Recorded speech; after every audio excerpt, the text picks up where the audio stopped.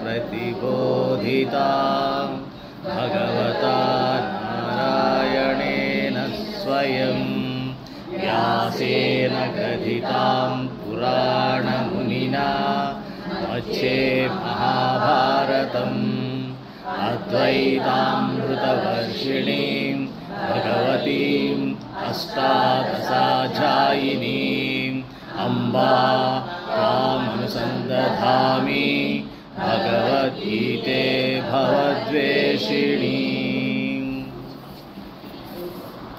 ఎన్నో శ్లోకంలో ఉన్నామమ్మా? అర్జున వాచ మొదలుపెట్టండి. ఎక్కడి నుంచి? అందరూ అయిపోయారా నిన్న? అర్జున వాచ పశ్యామి దేవాంస్తవ దేవదేహే సర్వాంస్తదా భూత విశేష సంఘాన్ బ్రహ్మాణమీశం కమలాసనస్థం ఋషీంశ సర్వానురగాంశ దివ్యాన్.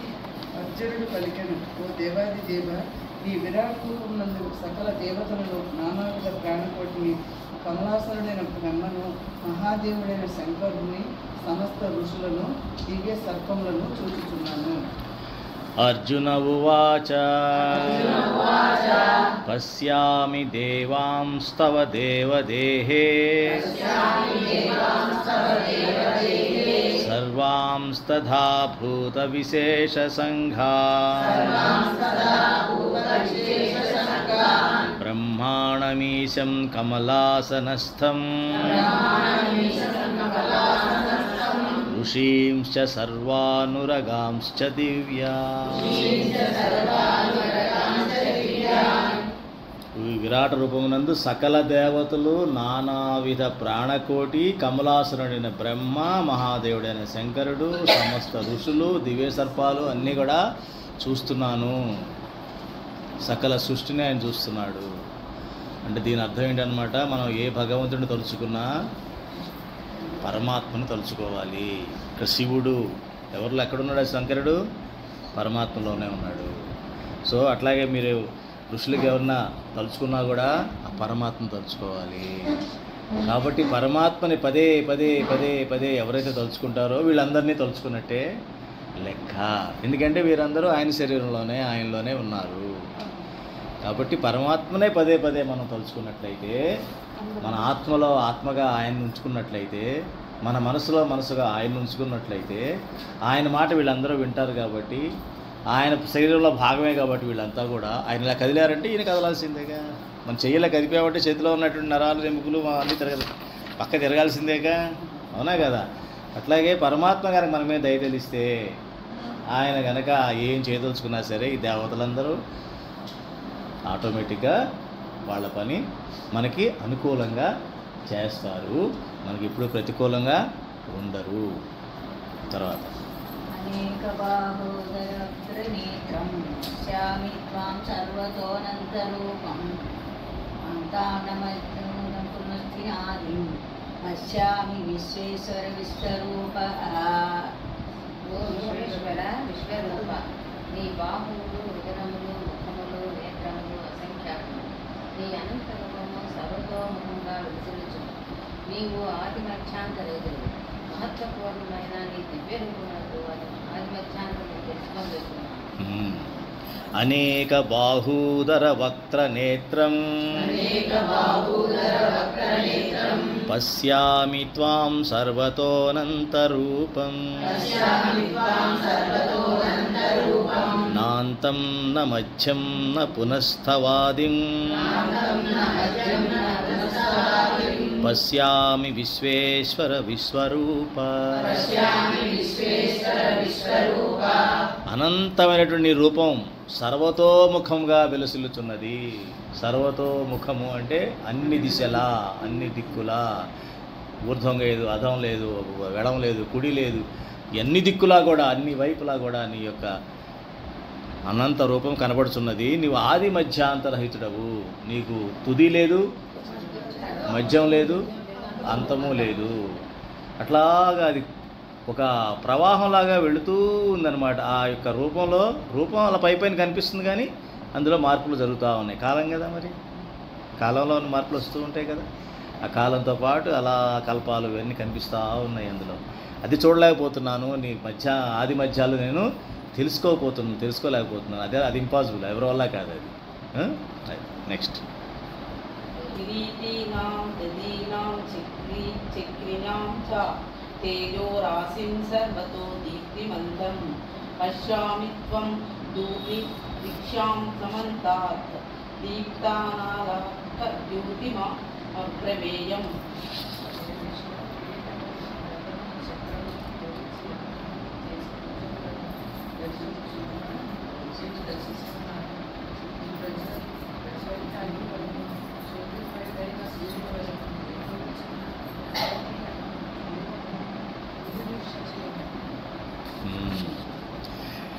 కిరీటినం గదినం చక్రణం చ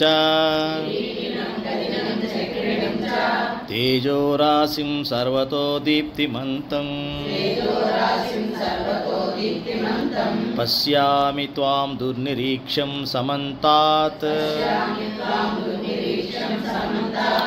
దీప్తానలార్కజ్యుతిమప్రమేయం.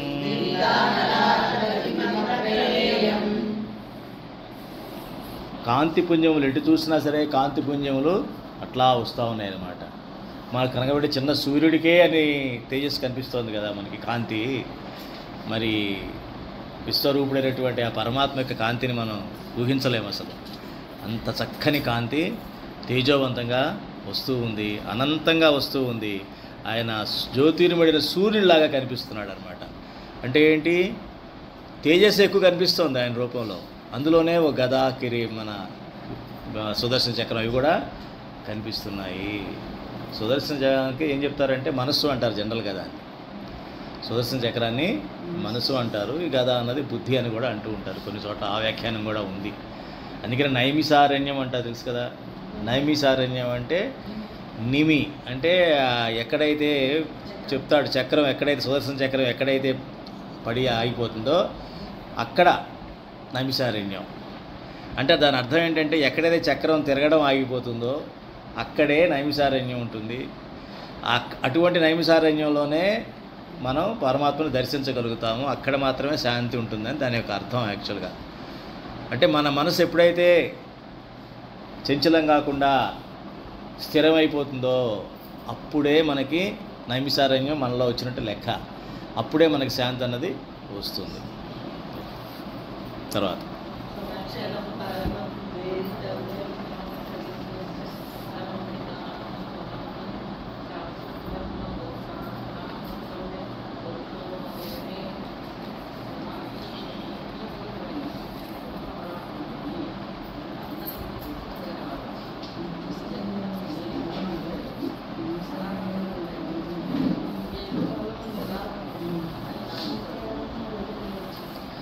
త్వమక్షరం పరమం వేదితవ్యం త్వమస్య విశ్వస్య పరం నిధానం త్వమవ్యయః శాశ్వత ధర్మగోప్తా సనాతనస్త్వం పురుషో మతో మే. ఇదంతా చూసిన తర్వాత నాకేమనిపిస్తోంది అంటే, అసలు తెలుసుకోవాల్సిన వస్తువు ఏదైనా ఉందంటే నువ్వే. నిన్ను తెలుసుకుంటే అంతా అయిపోయినట్టే. లోకంలో ఏ జీవైనా సరే, అది దేవత అవ్వచ్చు, మనిషి కావచ్చు, ఒక గంధర్వుడు కావచ్చు, ఒక కింపురుషుడు కావచ్చు, ఒక యక్షుడు కావచ్చు, ఒక రాక్షసుడు కావచ్చు, ఒక అసురుడు కావచ్చు, ఎవరన్నా కావచ్చు. ఆఖరికి ఆ బ్రహ్మ శంకరుడు ఆ విష్ణువు కూడా కావచ్చు. సృష్టికి మూల కారణమైనటువంటి వీళ్ళు ముగ్గురు కూడా కావచ్చు. వీళ్ళందరూ కూడా తెలుసుకోవాల్సిన వ్యక్తి ఎవరు? నువ్వే. పరమ అక్షర స్వరూపుడైన పరబ్రహ్మ పరమాత్మవు నువ్వే. ఆత్మలకి పరమం నువ్వు, బ్రహ్మకి పరమము నువ్వు, వాళ్ళని మించి ఉన్నవాడివి నువ్వు అని చెప్తూ అందరికీ తెలుసుకోవడం తగిన వాడు నువ్వు ఒక్కడవే. అంటే ఈ జగత్తంతా ఎవరిని ఆశ్రయించాలి? నిన్నే ఆశ్రయించాలి. కాబట్టి ఈ విషయం ఈ పరంగా మనకి ఏం చెప్తున్నాడు పరమాత్మ? అరే నేను దేవతగా పుడితే బాగుండు, లేకపోతే నేను శంకరుడిగా పుడితే బాగుండు, అన్నీ మన ఛాన్సెస్ ఉన్నాయి. ఒక ఋషిగా పుడితే బాగుండు, ఈ మనిషి జన్మ కన్నా అవి బాగుండేవేమో, భగవంతుడి దగ్గరగా ఉండేవాడినేమో అనే ఒక అవసరమే లేదు. ఈ విషయంలో అందరూ ఒకే క్లాస్ రూమ్లో కూర్చున్నట్టే లెక్క. ఒక క్లాస్ రూమ్లోనే దేవతలు, ఋషులు, మునులు, రాక్షసులు, మానవులు అందరూ కలిసి కూర్చున్నట్టే లెక్క. ఎక్కడ? పరమాత్మ క్లాస్ రూమ్లో. ఎవరు బాగా పరమాత్మని దర్శించుకొని ఆయన్నే పదే పదే తలుచుకుంటూ భక్తిలో ఉంటూ ఆయనకు దగ్గరగా అవుతారో వారు ఆయన్ని పొందుతారు. అంటే ఈ రకంగా మనకు వరం వచ్చినట్టే కదా. మనం ఏదో ఇంకో ఊర్ధ్వలోకంకి వెళ్దాం, ఇంకో ఊర్ధ్వలోకంకి వెళ్దాం, ఇంకో ఊర్ధ్వలోకంకి వెళ్దాం, నెమ్మదిగా చూద్దామని పరమాత్మకి వెళ్ళేటప్పటికి అని అనుకోకుండా మీరు కూడా దేవతలతో సమానం, ఆ శివుడితో సమానం, ఆ విష్ణువుతో సమానం, ఆ బ్రహ్మతో సమానం. ఏ విషయంలో? పరమాత్మను పొందే విషయంలో. కానీ వారి అధికారంలో కాదు. సమానం అనగానే ఆయన నేను ఒకటే అధికారం అండి, ఆయనకున్న పవర్స్ నాకు ఉంటాయో ఉండవు. అర్థమైంది కదా. ఎట్లాగైతే అందరూ రిటైర్ అయిపోతే అందరూ ఒకలాగే ఉంటారో, ఆఫీసర్ అయినా అటెండర్ అయినా కూడా ఆ తర్వాత అలాగే, అంటే అలా అనుకోండి ఉదాహరణకి. అవన్నీ పక్కన పెట్టేసి అన్నీ ఫలానప్పుడు అది, ఫలానప్పుడు ఇది, ఫలానప్పుడు చెప్పుకో తిరగకుండా, భూతకాలంలోకి వెళ్లకుండా ప్రస్తుతం ఇక్కడి నుంచి సత్సంగ మహిమ తెలుసుకొని, పరమాత్మ మహిమ తెలుసుకొని, ఆ మహిమని ఆయన సృష్టించిన సకల జీవరాశిలోనూ సకల బంధాల్లోనూ దర్శించి మాయ కనపడకుండా చూసుకుంటూ, మాయ ఉంటుంది. మాయ అంటే మెరుపు. బంగారంలో మెరుపును చూస్తాం వేరే విషయం, కానీ బంగారం అమూల్యమైందా, మెరుపు అమూల్యమైందా? బంగారం కదా విలువ ఉన్నది. మెరుపు, దాని నుంచి మెరుపు వస్తున్నది వేరే విషయం. మెరుపు చూసి ఆనందించు కాదంట్లా, కానీ మహిమ ఎందులో ఉంది? బంగారంలో ఉంది. అలాగే ఈ సృష్టి అంతా చూసి ఆనందించు, నేను కాదంట్లా, కానీ అందులో ఏం లేదు, అది మెరుపు, అది మాయ. అందులో ఇరుక్కోబాకు, అందులో ఇరుక్కోవద్దు. అందులో ఇరుక్కున్నావా అంతే సంగతులు. మెరుపులో పడిపోయావంటే. విలువ ఎందులో, మహిమ ఎందులో ఉంది? ఆయన సృష్టిలో ఉంది. పరమాత్మ అందులో ఉన్నాడు, సృష్టి అంతటా ఉన్నాడు ఆయన. కాబట్టి ప్రతి చోట మాయని చోట తగ్గించి, అంటే మెరుపుని చూడండి కాసేపు, వెంటనే మళ్ళీ బయటకు వచ్చి అక్కడ ఉన్న బంగారాన్ని చూడండి, దాని విలువను చూడండి, ఏ క్యారెట్ చూడండి. అట్లాగే ఇందులో పరమాత్మ ఉన్నాడా లేదు చూడండి. పరమాత్మ ఎక్కడ ఉంటాడు చెప్పాడు కదా విభూతి యోగంలో. ఉత్తమోత్తమ అట్లా అని ఉంటాడు, అర్థమైన అట్లయినా ఉండడు, ఉన్న తక్కువలో ఉంటాడు.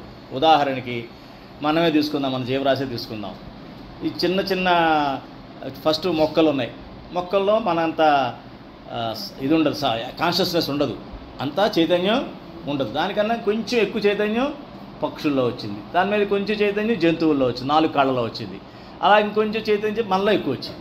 భూమిపైన సకల జీవరాశుల్లో చైతన్యంలో ఎలాగైతే తేడాలు ఉన్నాయో అదే రకంగా కూడా మనం ఆ తేడాలను గమనిస్తూ మనం వాటిని భగవంతుడి సృష్టిగానే భావిస్తూ ఉత్తమోత్తమైన దాన్ని మనం ఆశ్రయించినట్లయితే పరమాత్మను ఆశ్రయించినట్టే.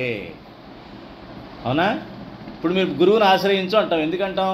ఆయన పరమాత్మను ఆశ్రయించి విలువను మహిమను తెలుసుకున్నాడు కాబట్టి, మహిమ తెలిసినవాడు మనకి మహిమతో పాటు మన మహిమను అందజేస్తాడు కాబట్టి గురువుని ఆశ్రయించు అంటున్నాం. అదే రకంగా సృష్టిలో ఎవరైతే మనకు కనిపిస్తున్నాయో అవన్నీ కూడా పరమాత్మకి దగ్గరగా ఏమున్నాయో వాటిని ఎక్కువగా పెట్టుకో. తులసి కదా, ఎందుకు పెట్టుకున్నావు? తులసి ఇంట్లో పెట్టుకుంటాం, దేవుడికి పెడతాం, రోజు ఎందుకు పెడతాం? అది ఉత్తమమైనది, అది ఉత్తమమైనది కాబట్టి అది పెట్టుకుంటాం. అలా కాకుండా ఏదో పిచ్చి పిచ్చి మొక్కలు పెట్టుకోం కదా. అలాగే ఎక్కడైతే పరమాత్మ కనిపిస్తాడో అటువంటి వాటిని ఎక్కువగా దగ్గరగా వెళ్ళండి. పరమాత్మ కనిపించిన వాటి దగ్గరికి వెళ్ళొద్దు, ఎందుకంటే మాయా ప్రభావం అక్కడ ఎక్కువ ఉంటుంది. ఇందాక నేను చెప్పినట్టుగా మొక్కలో తక్కువ చైతన్యం ఉండి మనిషిలో చైతన్యం ఎక్కువ ఉన్నట్టుగా మాయా ప్రభావం కొన్నింటిలో మరీ ఎక్కువగా ఉంటుంది. ఎక్కడ చెడు ఎక్కడ ఉంటుందో, ఎక్కడైతే వ్యసనాలు ఉంటాయో, రకరకాలుగా మాట బాగోదో, చేత బాగోదో, ఆలోచన బాగోదో, రకరకాలుగా ఉంటుంది అదంతా. అది ఆ మాయ బలంగా ఉన్నట్టు లెక్క అక్కడ. అంటే ఏంటి? భగవంతుని ఏ రకంగానూ వాళ్ళ దగ్గరికి రానివ్వదు అనమాట. అది భగవంతుడి దగ్గరికి రానివ్వని ప్లేస్లు అవన్నీ కూడా. అటువంటివి మనం అవాయిడ్ చేస్తే ఏమవుతుందంటే భగవంతుడి దగ్గరగా ఉండే ప్లేసుల్లో ఉంటే భగవంతుడు మనకి కనిపిస్తాడు. అది చెప్తున్నాడు అనమాట. కాబట్టి నీవే ఆశ్రయించదగిన వాడివి, ఈ జగత్తు మొత్తానికి నువ్వే పరమాశ్రయుడవు, ఈ సనాతన ధర్మానికి రక్షకుడవు. ఈ ధర్మాన్ని రక్షించేది కూడా నువ్వే. అది ఆల్రెడీ ముందే చెప్పేస్తున్నావు, చదివాం కదా. ఏంటి? 2 అవతార రహస్య శ్లోకాలు 2. యదా యదా హి ధర్మస్య గ్లానిర్భవతి అని చెప్పేశాడు ఆయన.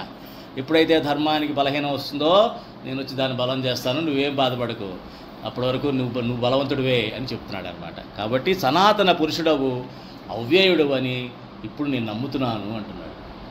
చూసారా? అంటే మీరు ఈ సత్సంగానికి రాబట్టి, భగవద్గీత ఇప్పటివరకు మీరు వినబట్టి, ప్రతి గంట మీరు వచ్చి కూర్చోబట్టి ప్రతి వారం మీలో కూడా కొంత అవగాహనకు వస్తుంది కదా. అట్లాగే అర్జునుడికి కూడా ఇవన్నీ వినగా వినగా వినగా వినగా చూడగా విశ్వరూపం చూడగానే ఆయనకున్న చిన్న చిన్న మాయతరలు మొత్తం పోతున్నాయి. ఆయనలా కనిపిస్తున్నాడు. పరమాత్మలాగే కనిపిస్తున్నాడు. ఇంతకుముందు ఆయన బుద్ధితోనో ఆయన మనసుతోనో ఆయన ఏదో కొంచెం ఆయన ఊహ అందినట్టుగా అని ఊహించుకునేవాడు. ఇప్పుడు ఊహకి ఛాన్స్ లేదు, ఇంకా ఊహ అన్నది లేనే లేదు. యథార్థంగా ప్రస్ఫుటంగా స్పష్టంగా చక్కగా ఒక మచ్చ లేకుండా మొత్తం ఆయన చూపిస్తున్నాడు, విశ్వరూపం చూపిస్తున్నాడు. అట్లా దాన్ని ఆయన అనుభూతి చెందుతున్నాడు. అమ్మా నెక్స్ట్ అనాది మధ్యాశ వీర్యం అనంత బాహుం సూర్య నేత్రం పశ్యామి త్వాం దీప్త హుతాసవక్త్రం స్వతేజస విశ్వమిదంతనంతం.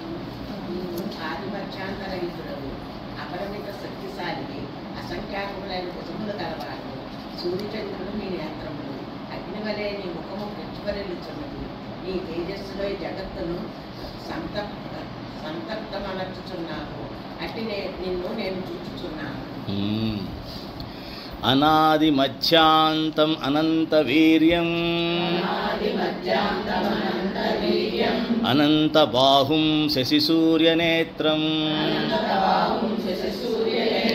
పశ్యామి త్వాం దీప్త హుతాశవక్త్రం స్వతేజసా విశ్వమిదం తపంతం. అంటే ఏంటి?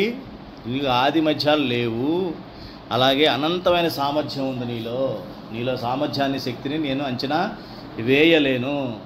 ఆ సూర్యుడు చంద్రుడే నీకు నేత్రాలుగా ఉన్నారు. నీ తేజస్తోనే మొత్తం ఈ సృష్టిని ప్రకాశింప చేస్తున్నావు. కాబట్టి మనం ఎక్కడ ప్రకాశం చూసినా, ఎక్కడ వెలుగు చూసినా, అది జ్ఞానజ్యోతి కూడా కావచ్చు, జ్ఞాన ప్రకాశం కూడా కావచ్చు, అంతా కూడా పరమాత్మే. అంతేగాని నా జ్ఞానము, నాకు జ్ఞానం ఉంది అట్లా అనొద్దు. పరమాత్మ జ్ఞానం నా మీద పడింది, ఆయన తేజస్సు, జ్ఞానం అనే తేజస్సు నా మీద పడింది, కిరణము, అంతే. అలా అనాలి. కానీ నేను నాది అని వచ్చిందంటే ఇంకా సత్సంగానికి అర్థం లేదు. ఇంకా నేను రాగానే పక్కన తోసేసేయండి దాన్ని. నేను కాదు, పరమాత్మ ప్రతిదీ కూడా. మీరు వింటున్నారంటే ప్రస్తుతం పరమాత్మ ద్వారా ఆ శక్తితోనే వింటున్నాను. నేను నా ఆత్మ పరమాత్మ శక్తితో ఆనందిస్తోంది అని అనుకోవాలి. నేను చెప్తున్నానంటే పరమాత్మ శక్తితో నేను ప్రవచనం ఇవ్వగలుగుతున్నాను, నేను ఆనందిస్తూ ఉంటాను. అదే ఆ భావన నాకు ఆనందం ఇస్తుంది. కానీ నేను చెప్పే మాటలు నాకేమో ఆనందాన్ని ఇవ్వవు. నేను చెప్పే మాటలు ఆనందిస్తున్నాయంటే నేను ఎక్కడో మాయ ఆనందిస్తున్నట్లు లెక్క కాదు. పరమాత్మ నాకు ఆ శక్తిని ఇచ్చి నా ద్వారా ఆ మాట రప్పిస్తున్నాను ఆనందం ఉందే, అది ఆనందం ఇస్తుంది అనమాట. ఆ భావన ఆనందాన్ని ఇవ్వాలి మనకి ఎప్పుడు కూడా. అప్పుడు నేను అన్న దారిలో అడ్డు రాదు. నన్ను మర్చిపోయావేంటి అని ఏమందా. ఇంకా నువ్వు మర్చిపోయా, నువ్వు ఉంటేగా అక్కడ చెప్పే కదా. రాత్రి పగలు సూర్యుడు పగలెళ్ళి రాత్రిని పెళ్లి చేసుకుందామని చూసి ఆ పక్కకి వెళ్ళి ఈ పక్కకి వెళ్ళి కుదురుతుందా అది? ఏమా పగలెళ్ళి రాత్రిని పెళ్లి చేసుకుందాం అనుకున్నాడట. ఆ రాత్రి ఆ పక్కన ఉంది అమెరికా సైడ్ వెళ్ళు, ఇప్పుడైతే ఇక్కడ పగలుంది, నువ్వు అక్కడికి వెళ్తే రాత్రిని పెళ్లి చేసుకోవచ్చు అన్నాడంట. సరే అని ఈయన పగలేళ్ళు అక్కడికి వెళ్ళింది. ఎక్కడికి? రాత్రి దగ్గర. రాత్రి ఎక్కడుందో అక్కడికి వెళ్ళింది. అక్కడ రాత్రి లేదు. ఎప్పటికి వెళ్ళి పెళ్ళి అవ్వట్లా, అవ్వదు. ఆ పెళ్ళి అయ్యే పెళ్ళి కాదు. ఎక్కడ పగలుంటే అక్కడ రాత్రి ఉంటుందా? ఉండదు. ఎక్కడ పరమాత్మ అక్కడ మాయ ఉంటుందా? ఉండదు. కాబట్టి మాయని పరమాత్మలో దగ్గర పెట్టడం సాధ్యం కాదు. కాబట్టి మీరు మనం ఎవరైనా అంటారనమాట, అదేంటిది ఎట్లా కుదురుతుందంటే నువ్వు మాయలో ఉన్నావు అంతే. లేదండి నేను పరమాత్మ ఉన్నాడండి, అప్పుడప్పుడు గుడికి వెళ్తాను, 4 కొబ్బరికాయలు కొడతాను, ఎరగ తీసేస్తాను అప్పుడు పండగలు కాటికండి. మాయలోనే ఉన్నావు నువ్వు, పరమాత్మలో లేవు. రెండో దగ్గర ఉండవు. అర్థమైందమ్మా? మాయ పరమాత్మ దగ్గర ఉండే సమస్య లేదు రాత్రి పగల్లాగా. ఎందుకంటే పరమాత్మ రాగానే మాయతో అక్కడి నుంచి పారిపోతుంది. ఇక ఉండదు మాయ, అక్కడ ఉండడానికి వీల్లేదు. ఇప్పుడు యజమాని రాకముందు గెస్ట్ హౌస్లో ఆడ పోలు పడుకొని ఉండొచ్చు, తాళాడికి ఇచ్చేసినప్పుడు. యజమాని వచ్చాక యజమాని గెస్ట్ హౌస్ తాళం వేసేసి వెళ్ళిపోతామమ్మా, ఎవరికి అప్పు చెప్తాం వాచ్మెన్కి. మనం ఉన్నాం కాబట్టి వాడికి శుభ్రంగా వాడుకుంటుంటాడు దాన్ని. మనం వచ్చేటప్పుడు శుభ్రంగా తుడిచేసి నీట్గా పెట్టి ఇచ్చేస్తాడు, అది వేరే విషయం. అవునా కదా? మనం వెళ్ళేటప్పటికి ఏమవుతుంది? వాడు ఉంటాడా? అప్పుడులాగా ఉంటాడా? ఉండడు. అలాగే మాయమంతా ఆడుకుంటుంది. ఎలా ఆడుకుంటుంది? అదే యజమానులు ఆడుకుంటుంది. ఆ మాయమంతా ఎలా ప్రవర్తిస్తుంది? అదే యజమానిలా ప్రవర్తిస్తుంది. మనం కూడా ఈ యజమాని అనుకుంటాం. ఎవడన్నా బయటోడు వచ్చాడు అనుకో, చూసి ఏమనుకుంటాడు? ఈడే యజమాని అనుకుంటాడు. మంచి టిప్ టాప్ తయారీ కూర్చున్నాడు అనుకో, వాడు బయట సోఫాలో కూర్చొని వరండాలో, ఏం సార్ అని అంటాడు. ఆడికి తెలియదు కదా ఈడే వాచ్మెన్ అనే సంగతి తెలియదు. అవునా కదా? అలా భ్రమింపజేస్తుంది మాయ. మాయ భ్రమింపజేస్తుంది. చాలా జాగ్రత్తగా ఉండాలన్నమాట, మెరుపులాగా. ఏమ్మా అది చెప్తున్నాడు అనమాట. కాబట్టి ఈ మొత్తం జగత్తుని నువ్వే, నీ తేజస్సే. ప్రస్తుతం నువ్వు తప్ప నాకేం కనపట్లా, నువ్వు తప్ప నాకేమీ కనిపించట్లా, నిన్నే చూస్తున్నాను నేను. ఇందాక అన్ని లిస్ట్ అని చదివాడు. లిస్ట్ అని చదివినా కూడా అది ఈయనలోనే కనిపిస్తున్నాయి నాకు అన్నీ కూడా. ఇంకా మాయ ఎక్కడ ఉంటుంది? మాయ ఉండదు. నెక్స్ట్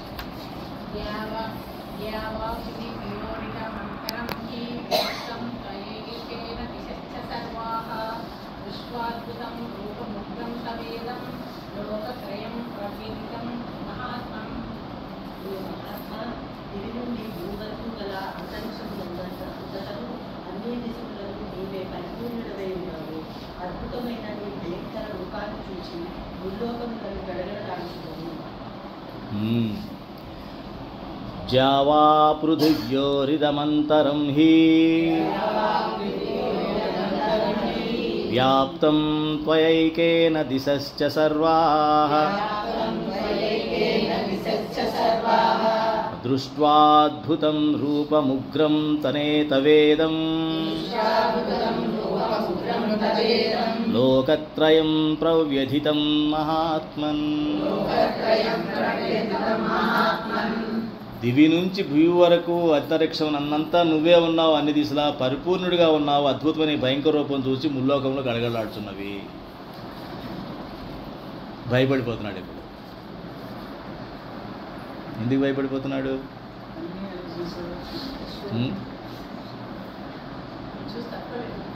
తట్టుకోలేదు కదా. అవునా? ఎందుకని ఇప్పుడు మన మనిషిని ఎనాటమీ చేసి మొత్తం గుండె లివర్ అన్నీ పెట్టి చూపించారనుకో, ఇది నువ్వే చూపించారనుకో, ఇదే భయం వస్తుంది కదా. భయం వస్తుందా? భయమేదా? అట్లాంటి పరిస్థితి ఇది కూడా. తట్టుకోలేకపోతున్నాడు. అలాగే తల్లి గర్భంలో ఉన్నప్పుడు పిల్లలకి వినిపిస్తుంది చిన్న సౌండ్ కూడా వాడికి పెద్ద సౌండ్గా వినిపిస్తుంది. చిన్న వేడి తగిలినా కూడా వాడికి అదే అంటారు కదా, గర్భస్థ నరకం అంటారు. అదే నూనెలో వేయించడాలు, ఈ గోల అన్నీ కడుపులో ఉన్నప్పుడే పడుతుంది జీవి.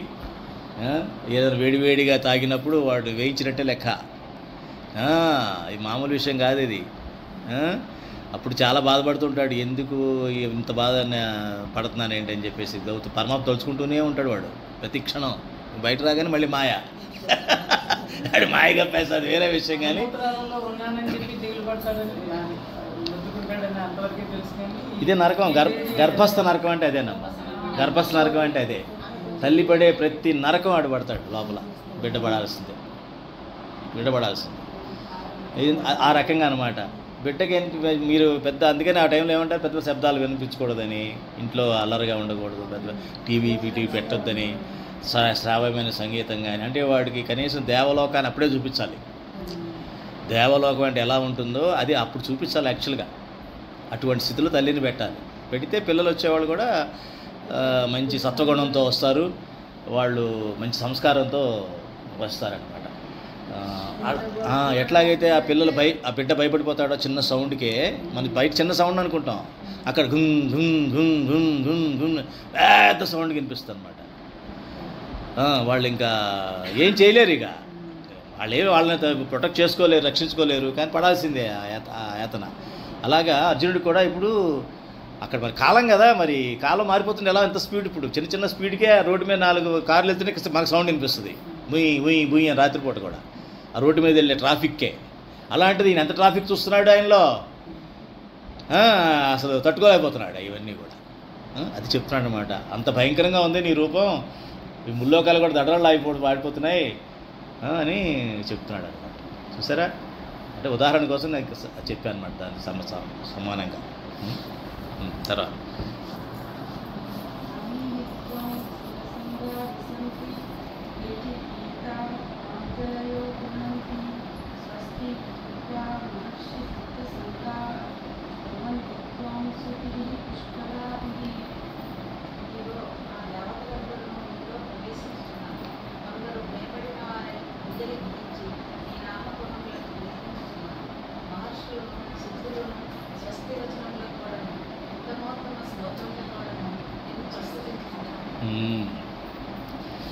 అమీహి త్వాం సురసంఘా విశంతి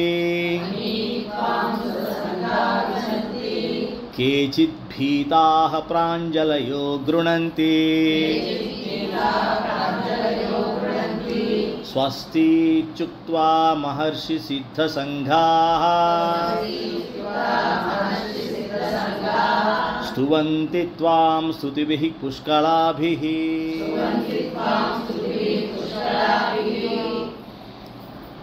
దేవతలు కూడా భయపడిపోతున్నారు నిన్ను చూసి, ఆ యొక్క దీన్ని చూసి, నీ యొక్క స్వరూపాన్ని చూసి. కొంతమంది అంజలి ఘటించి నామస్మరణ చేస్తున్నారు, నిన్ను పొగుడుతున్నారు, నీ యొక్క గుణాలని వాళ్ళు పొగుడుతున్నారు. మహర్షులు సిద్ధులు కూడా స్వస్తి వచనాలతో జయమోగగా జయం జయం అని మంగళాశాసనాలు పలుకుతున్నారు. ఉత్తమోత్తమ స్తోత్రంతో నిన్ను ప్రస్తుతిస్తున్నారు. అంటే పరమాత్మని మనం ఈ రకంగా ఆశ్రయించాలని చెప్పడం ఇక్కడ. పరమాత్మను ఆశ్రయించాలంటే ఒక భజన ద్వారానో, ఒక కీర్తన ద్వారానో, ఆయన గుణగణాలని పదే పదే తలుచుకునేటువంటి స్తోత్రాల ద్వారానో ఆయన్ని మనం అనుక్షణం మనలో ఆయన్ని ఊహించుకుంటూ ఉన్నట్లయితే పరమాత్మను మన శాంతంగా మనకు బంధం ఏర్పడుతుంది. లేకపోతే ఏమవుతుందంటే మనకు ఆ పరమాత్మను దీన్ని మనం, ఆ శక్తిని మనం తట్టుకోలేము అన్నమాట. తర్వాత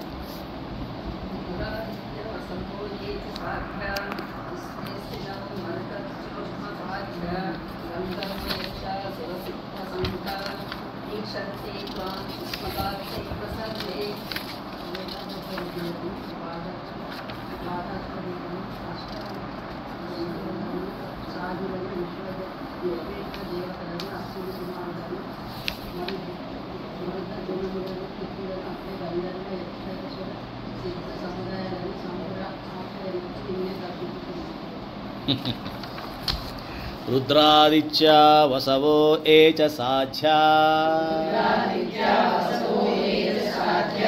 విశ్వేశ్వినౌ మరుతశ్చోష్మపాశ్చ గంధర్వయక్షాసురసిద్ధసంఘా వీక్షంతే త్వాం విస్మితాశ్చైవ సర్వే.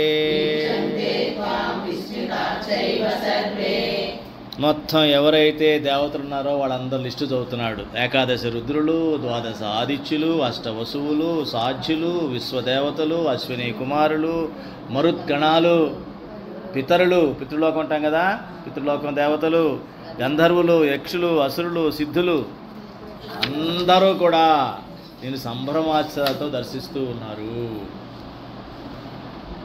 అంటే ఇప్పటివరకు ఏమిటి, వాళ్ళు చాలా బలవంతులని మన ఉద్దేశం. వీళ్ళందరూ కూడా రుద్రులు కానీ, వసువులు కానీ, ఆదిత్యులు కానీ చాలా శక్తివంతులు అని మనం అనుకుంటూ ఉంటాం. వాళ్ళే సంభ్రమాశ్చర్యాలతో వారిని, భగవంతుడిని అట్లా ఆశ్చర్యంగా చూస్తూ ఉన్నారు. అంటే అర్థం ఏంటనమాట, వాళ్ళకి ఎంత శక్తి ఉన్నా కూడా పరమాత్మని ఆ రకంగా సంభ్రమాశ్చర్యాలతో ఆరాధిస్తే తప్ప పరమాత్ముడు వారి ఎడల ఉండడు. అది ఇక్కడ ఉద్దేశం ఏంటంటే, పరమాత్మ ఎడల మనం ఎప్పుడూ కూడా ఆశ్చర్యభావంతో అనుకున్నాం కదా. ఆశ్చర్యం అంటే ఆయన చూసే ఆశ్చర్యపోవాలి, ఆయన చూసే ఉత్తమోత్తమైనటువంటి భావాలు మనలో కలగాలి. ఉత్తమోత్తమైన భావాలు మిగతా మాయ మీద, సృష్టి మీద మనకి కలగకూడదు. ఇక మిగతా దేవతల మీద కూడా కలగకూడదు. వాళ్ళకి కూడా ఎవరి మీద కలుగుతోంది, పరమాత్మ మీద కలుగుతోంది.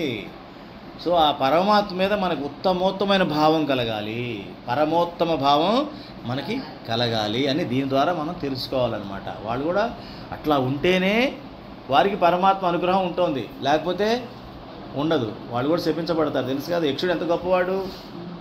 యక్షప్రశ్నలు తెలుసు కదా, ధర్మరాజు యక్షప్రశ్నలు 4 పాండవులను చంపేశాడు లేదా, ప్రాణం పోయింది కదా వాళ్ళకి. ఊరికనే 4 ప్రశ్నలు, అక్కడ వాటర్ నీళ్ళు తీసి తాగావా నువ్వు సరిపోతావు అన్నాడు. తెలుసు కదా కదా, యక్షప్రశ్నలు తెలుసు కదా, ధర్మరాజు యక్షప్రశ్నలు. ఏమంటే మంచినీళ్ళకి వెళ్తారు వాళ్ళు, ఒకళ్ళు అందరూ అక్కడే పడిపోతారు. ఆ యక్షుడు ఆ చెరువు అంతా, తటాకం అంతా కూడా ఒక యక్షుడి చేతిలో ఉంటుంది. యక్షుడు ఎవరు, యమధర్మరాజే. యమధర్మరాజే టెస్టింగ్ కోసం వస్తాడు అక్కడికి. వచ్చి ముందు నాకు సహదేవుడు, నకులుడు అందరూ వెళ్తారు, వచ్చిన వెనక్కి రారు, వాళ్ళకంతా పడిపోయి ఉంటారు. సమస్య అంటే ప్రాణం పోయి పడిపోయి ఉంటారు.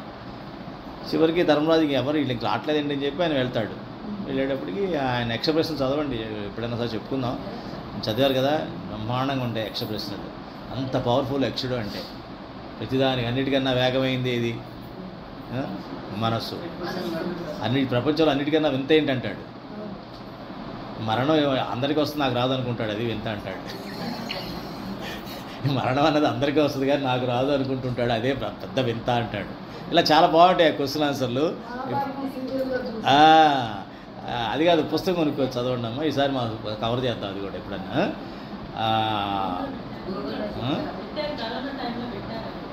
అప్పుడు పెట్టినట్టున్నారు. ఏమో యక్ష ప్రశ్నలు అన్నది, యక్షుడు ఎంత గొప్పవాడి లెక్కన అటువంటి గొప్ప గొప్ప వాళ్ళు కూడా మనలాగే పరమాత్మ ముందు అట్లా మోకరిల్లి ఇట్లా చూస్తున్నారనమాట. అదే అర్జునుడికి ఆశ్చర్యంగా ఉంది. వాళ్ళని ప్రసన్నం చేసుకోవడానికి మనం ఎన్నో పూజలు చేస్తుంటాం, ఎన్నో చేస్తుంటాం కదా, అటువంటి వాళ్ళు కూడా నిన్ను సేమ్ నేను ఎలా చూస్తున్నారు వాళ్ళు అట్లాగే చూస్తున్నారు ఏమిటి అని ఒక రకమైనటువంటి ఆశ్చర్యంగా వ్యక్తపరుస్తున్నాడు అర్జునుడు. దీన్ని బట్టి మీరు పరమాత్మ మహిమ అర్థం చేసుకోండి, పరమాత్మ మహిమ తెలుసుకోవాలి. అది మీకు చూడడం చెప్తున్నాను, ఎట్లా చూడాలి పరమాత్మ మహిమని అని చెప్పేసి. ఇవాళ వరుణ దేవుడు ఎంత కరుణించాడు మనకి. పరమాత్మ సత్సంగం కాబట్టి ఇది ఆయన కూడా అట్లా ఆగిపోతాడు అంతే. ఎందుకంటే మనకి ఇప్పుడు పరమాత్మ సేవకులు మనం, ఇంకా ఇక మనం అలా చెప్పకూడదు, ఇంకా మన వరకే మనం చూసుకోవాలి అంతే. మళ్ళీ ఆయన మనం కంట్రోల్ చేయకూడదు, తప్పది. ఆయన మనకి గౌరవం ఇచ్చినప్పుడు ఆయన మన అంతవరకే తర్వాత ఆయన డ్యూటీ ఆయన చేయాలి. ఇప్పుడు సీఎం ప్రెసిడెంట్ వస్తాడు, కాసేపు ట్రాఫిక్ ఆపుతాడు, ఎవరు ట్రాఫిక్ కానిస్టేబుల్. నువ్వు వెళ్ళిపోయిన తర్వాత గంట వరకు ఆపు చెప్తే ఆపుతాడా? నేను వెళ్ళిపోతాను, వెళ్ళిపోయాడు అక్కడి నుంచి సీఎం, ఆ సిగ్నల్ దాటంగా నెక్స్ట్ సిగ్నల్కి వెళ్ళేలాగా ఇక్కడ వదిలేస్తాడు, ఇక్కడ జనాలు వదిలేస్తాడు వదలడా అంతే. ఇదే అంతే పరమాత్మ మీద దీనితో. పరమాత్మ సత్సంగం కాబట్టి ఇది. ఆయన అంతవరకు వీళ్ళందరూ ప్రార్థన చేశారు కాబట్టి అది కూడా, లేకపోతే జరగదు అది. మీరందరూ ఎవరో చాలామంది అనుకొని ఉంటారు, అప్పుడు గురువుగారు చెప్పారు మనం చేద్దాం సార్ అని. వరుడు దేవుడు డెఫినెట్గా దానికి ఇచ్చాడు. ఆయన కృతజ్ఞత చెబుతూ పదే ఈ యొక్క సంఘటనని మీరు 10 మందికి చెప్పగలగాలి. అవుతుందమ్మా, నేను ఆల్రెడీ ఇలాంటి ఎన్నో నాకు అనుభవాలు, ఒకటే కాదు నాకు. పెద్ద కర్ఫ్యూలప్పుడే నేను ఊరు దాటి వెళ్ళాను, బస్సులో వెళ్ళిపోయాను. ఊరిని అందరూ ఫోన్లు, ఓల్డ్ సిటీలో కర్ఫ్యూ అండి, ఫైరింగ్ అయిపోతుంది, వెళ్ళిపోతారండి. వెళ్తే నాకు అవసరం వెళ్ళాలి, వేరే ఊరు వెళ్ళాల్సింది. అది మంచి పని మీద వెళ్ళాలి. నా గురించి 10 మంది ఇట్లాగే వెయిట్ చేస్తారు అక్కడ. మరి వెళ్ళాల్సి వచ్చినప్పుడు భగవంతుడు ఉన్నాడు అంతే. సంకల్పం మంచిది, ఎలాగో మరీ కుదరకపోతే వెనక్కి వస్తాం అక్కడి నుంచి కావాలంటే. మామూలుగా వెళ్ళిపోయాం. తర్వాత మళ్ళీ ఫోన్లు, ఎలా వెళ్ళారు అది మళ్ళీ చెప్పాలి నేను. అంటే ఈ మహిమ తెలిసి ఎప్పుడైతే తెలుస్తుందనమ్మా, నేను కాదు కదా వెళ్ళేది, పరమాత్ముడు ఆ బుద్ధి ఇస్తున్నాడు, తీసుకెళ్తున్నాడు, వెళ్ళడమే అంతే. అట్లా మీరు కూడా ఇలాంటివి మీరు అనుభవంలోకి వచ్చినప్పుడు మీరు అది అనుభూతి చెందుతూ 10 మందికి చెప్పాలి పరమాత్మ మహిమ అంటే ఏంటో. ఆ తన్మయత్వం మీలో చూసి వాళ్ళ చౌంక్ అంటే హిందీలో చౌంక్ అంటారు, వాళ్ళు ఆశ్చర్యపోతారు. అప్పుడు ఏంటి ఇంత ఇదిగా మీరు చెప్పగలుగుతున్నారంటే వాళ్ళు ఇంకా మీరు ఎదురు చెప్పలేరు, మీకు అంత బాగా ఉంటుంది అది. కాబట్టి వాళ్ళు కూడా సంభ్రమాశ్చర్యాలతో నిన్నే దర్శిస్తున్నారు సుమా. అది వింతగా ఉంది ఈయనకి. ఇక్కడ ఆపేద్దామా, సత్సంగ దీక్ష.